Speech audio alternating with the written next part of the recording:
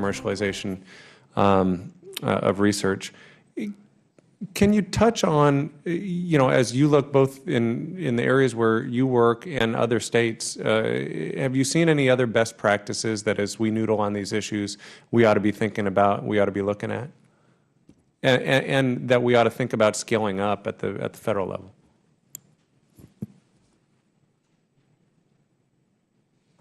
I will comment that I believe there are a number of practices undertaken across the country now as you start to see folks inside the university change over into individuals with industrial experience or experience in technology transfer.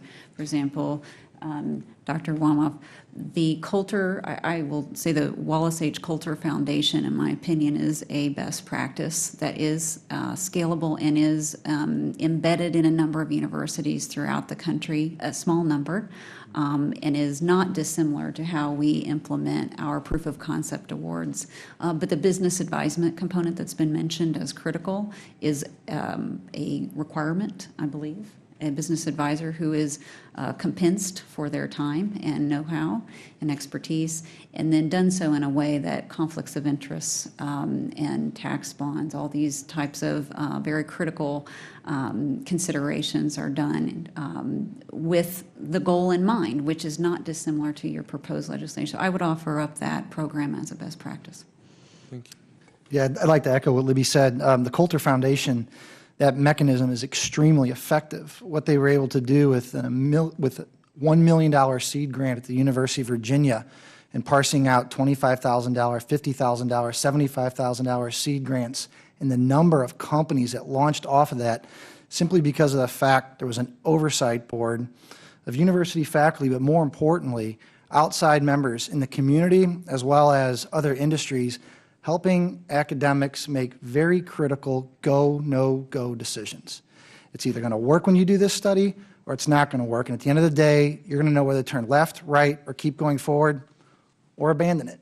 And that is a mechanism that's now, I think, being implemented not just in the original 9 universities, but they've now branched it out probably closer to 20 universities. So it's in place, and it's a great structure.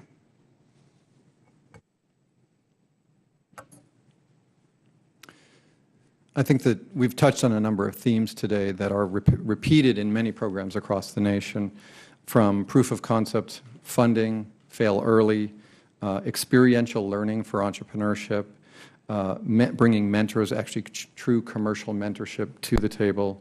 One thing that hasn't been mentioned is incubator space. I think it's important to have space that this type of work can be done in, particularly when it is time to create a company.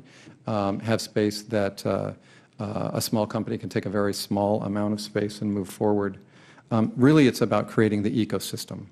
And so if we can create an ecosystem that supports entrepreneurship and commercialization within the academic environment without actually fundamentally changing the academic mission of an institution, I think we would be very successful. The educational issues that we face are significant. I think we've all mentioned or referred to them in terms of individuals understanding truly what does it take to take a basic discovery into the commercial marketplace. It's a very complex process. The mentorship alone can be very time-consuming.